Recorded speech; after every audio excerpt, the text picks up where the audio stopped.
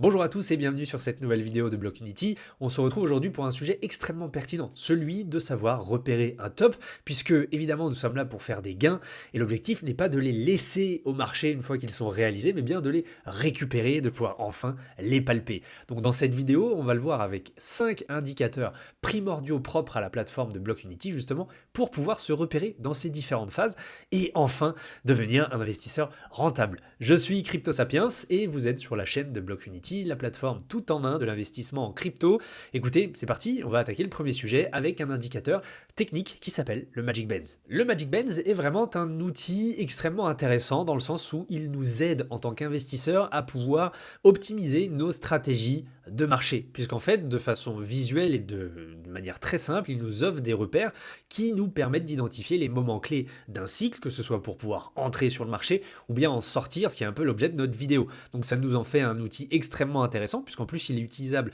sur TradingView pour ceux qui utilisent cette application, et donc que vous soyez en fait trader ou investisseur, débutant ou expérimenté, il nous aide clairement à y voir plus clair. On va d'ailleurs zoomer par exemple sur la phase de début 2024, lorsque nous avions fait notre premier top depuis 2021, où nous sommes arrivés sur les 73 000 $, et vous verrez que l'indicateur nous a quand même donné pas mal de signaux qui nous auraient bien permis de savoir que nous étions sur un probable sommet local de marché et qu'il était intéressant de sortir ses gains à ce moment-là. Donc comme vous le voyez ici, nous avons eu toute cette longue consolidation, phase de consolidation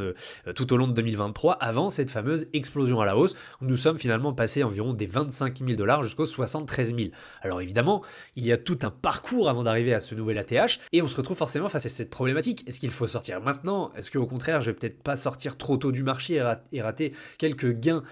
supplémentaires? Et en fait, grâce à ces indicateurs, comme vous le voyez ici, avec ces signaux de surachat que nous avons eu globalement à la début mars, on avait compris que nous étions déjà dans un état un peu de surchauffe du marché. Encore une fois, l'objectif n'est pas de sortir au top exact, nous ne sommes pas au dollar près ou même aux centaines de dollars près, mais globalement une zone qui correspond à une surchauffe. Ici, on le voyait, il y a eu un gros FOMO de la part des investisseurs qui se sont enfin réveillés, ce qui nous a fait justement propulser le prix globalement des 40 000 $ jusqu'aux 73 000, donc un ajout de plus de 30 000 $ sur le prix du BTC. C'était un excellent moyen de sortir ses gains. On le voit déjà rien qu'avec ces signaux de surachat, mais aussi ces différentes lignes hautes qui, comme vous le voyez ici en rouge, sont des lignes dynamiques qui vont s'adapter en fait au comportement des investisseurs et du prix et du marché pour nous révéler justement quelle est en fait la situation actuelle. Et ici, on se repère bien, nous étions quand même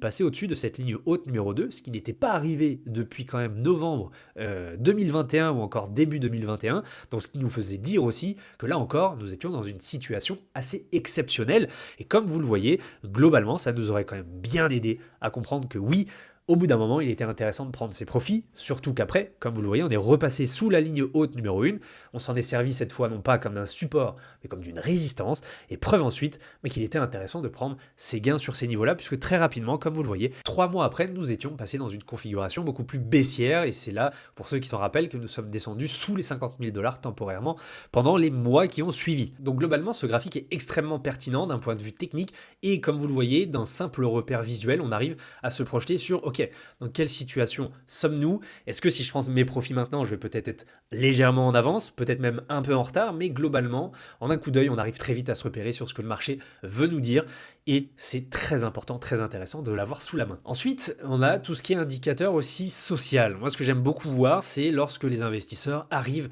massivement sur le marché. Vous le savez, le FOMO, en fait, est caractérisé par des investisseurs, quels qu'ils soient, que ce soit des particuliers, des institutions, des ETF ou encore des entreprises, qui arrivent tout d'un coup en masse sur le marché et donc qui apportent, encore une fois, beaucoup de liquidités. Ce qui est plutôt pas mal, c'est que ça se voit aussi sur le Magic Bands qu'on a vu un peu plus tôt, puisque généralement, il va aussi prendre en compte ces phases où beaucoup d'apports de liquidités sont sur le marché et que tout d'un coup, forcément, on sort un peu de la moyenne, de la tendance générale, et donc c'est un élément de surchauffe. Ici, on peut voir exactement la même chose. Ce que vous voyez, c'est l'active adresse sentiment indicateur qui nous permet vraiment de voir, de mesurer quand est-ce qu'il y a beaucoup plus d'activités au niveau on-chain, donc c'est-à-dire des adresses présentes sur la blockchain, peut-être un peu plus de transactions qui sont réalisées même qu'à l'accoutumée, et donc on arrive à repérer justement ces différentes phases. En zoomant encore sur cette fameuse période de début 2024, eh bien on le voit ici en rouge, vous avez la borne haute de cette variation, en fait, si vous voulez, de l'activité sur le marché. Et donc, globalement, dès qu'on passe au-dessus, on sait très bien qu'on est dans une dynamique, voilà, qui sort de l'ordinaire. Et ici, typiquement, comme vous le voyez, depuis à peu près la fin février, le ratio ici en violet avait dépassé cette borne haute ici en rouge, ce qui nous montre bien que oui, quand on combine ce qui se passe finalement au niveau technique et au niveau de l'activité des investisseurs, on se retrouve dans un marché qui potentiellement est en surchauffe. Alors ce qui est plutôt pas mal en plus, c'est qu'on va pouvoir conjuguer ça avec ce qui se passe au niveau on-chain. Et ici, pour les non-initiés, ce sont bien sûr le comportement des investisseurs sur la blockchain, sur le marché. Est-ce que pour chaque décision qu'ils prennent, on remarque quelque chose d'inhabituel? Et pour cela, on va se baser sur un indicateur qui s'appelle le SOPR. Alors, il a l'air très complexe comme ça, parce que quand on le voit, il y a beaucoup de couleurs, beaucoup de choses qui se passent, mais quand on va zoomer dessus, vous allez tout à fait comprendre. Le SOPR va mesurer l'ampleur des prises de gains vraiment réalisées que prennent les investisseurs sur le marché. Lorsque justement nous sommes en vert, ce sont des investisseurs qui encaissent massivement des profits. Lorsque nous sommes plutôt en rouge, comme ici, eh bien par exemple, ce sont des investisseurs qui encaissent beaucoup de pertes. Donc là, le marché est plutôt dans un état de peur. Nous, ce qui nous intéresse, ça va être de voir lorsqu'il y a beaucoup de prises de gains sur le marché, pendant de nombreux jours, voire de nombreuses semaines, pour que justement ça nous crée ce fameux déséquilibre et qu'on se dise que peut-être nous sommes proches d'un top de marché. Et donc si beaucoup d'investisseurs prennent leurs profits, je vais sûrement avoir envie de faire pareil pour ne pas rester bloqué sur un top. Justement, si on rezoome sur cette fameuse période de mars 2024, on remarque très bien, et vous le voyez ici, on a essayé de mettre en surbrillance les zones d'ampleur de prise de profit, on le voit très bien, on est sur un ratio du SOPR qui est supérieur à 1,08, ce qui dans l'histoire de BTC n'arrive pas si souvent que ça. Donc finalement, on repère qu'il y a eu des sorties massives de capitaux, et que si je dézoome un tout petit peu sur tout 2023, vous le voyez, il y a eu des prises de gains tout au long de 2023, début 2024, mais les grosses prises de profit ont vraiment été faites globalement dès la fin février jusqu'à à peu près la fin mars. On voit très bien qu'ici, pléthore d'investisseurs ont sorti leurs gains et forcément ça crée un déséquilibre sur le marché puisque vous le savez, les acheteurs ne sont pas infinis, au bout d'un moment on va les épuiser à force de vendre nos bitcoins à ces nouveaux arrivants. Et là donc c'était un très bon signal couplé avec le Magic Band ou encore comme on l'a vu un peu plus tôt l'activité sur la blockchain, comme quoi voilà, on était dans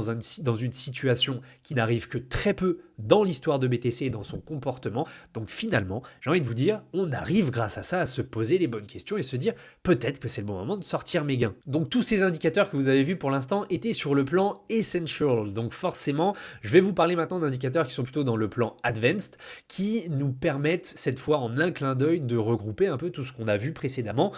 en un seul indicateur, donc ce qui est vraiment efficace, ce qui nous permet vraiment de gagner du temps et de comprendre globalement ce que nous fait le marché, dans quelle phase on se trouve, et si encore une fois, il faut paniquer, prendre ses profits, ou justement recharger, ça va être un peu l'objectif de ces indicateurs-là. Et on va commencer ça par le fameux indicateur d'état de marché, qui ici va essayer de nous renseigner en fonction des différents scores, donc c'est-à-dire on-chain, technique, social et même encore macro, si on est proche d'un top de marché, un score de cycle ici par exemple à 27% à l'heure où je tourne cette vidéo, ou encore sur un score local élevé qui va nous dire que peut-être nous sommes sur un top de mi-cycle comme c'est arrivé, encore une fois sur mars 2024, novembre-décembre 2024, ou même encore en juillet 2025. Ça va nous aiguiller globalement pour savoir où est-ce qu'il y a une surchauffe sur le marché, et quand tous ces scores s'alignent plutôt à la hausse, évidemment, nous serions proches d'un potentiel top. Regardez ce qui s'est passé justement entre 2017 et aujourd'hui. On voit très bien que le top de 2017 était bien dans un risque élevé, puisqu'on avait les 4 scores.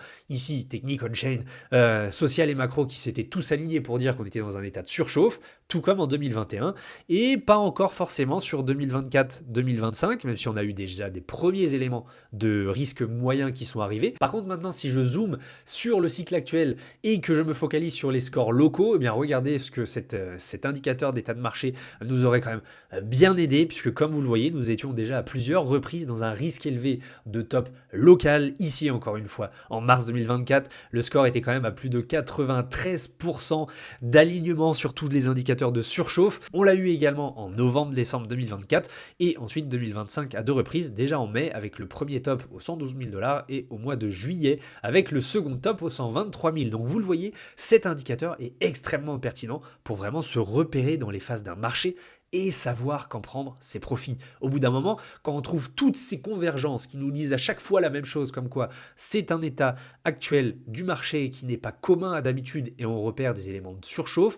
il est quand même intéressant de ne pas être borné, ne pas être têtu, de ne pas forcément suivre ses émotions non plus, mais plutôt de suivre les datas, et c'est vraiment ce que cherche à faire Blockunity. Le dernier indicateur pertinent que je voulais vous montrer, le cinquième ici qui va nous aider, cette fois non pas sur Bitcoin, mais plutôt sur cette fameuse saisonnalité du marché, donc ici à savoir comment timer, s'il faut être beaucoup plus explosé sur BTC ou sur des altcoins très solides, eh bien c'est exactement ce que nous propose ce graphique. Comme vous le voyez, nous avons des phases plutôt en vert ou plutôt en rouge. Vert, c'est l'hiver des altcoins, donc là l'objectif c'est plutôt de se focaliser sur Bitcoin et les altcoins assez solides, alors que l'été des altcoins ici en rouge va plutôt nous dire que oui, il y a une grosse surchauffe sur les altcoins, potentiellement que nous sommes dans une alt season, ou alors que beaucoup d'entre elles sont en surchauffe, et globalement c'est le bon moment pour prendre ses profits. Regardez encore le timing que nous propose cet indicateur, ici en mars 2024, ici en décembre 2024 et ici à la fin juillet 2025, tous à chaque fois lorsque notre état de marché ou même tous nos autres indicateurs que nous avons vus un peu plus tôt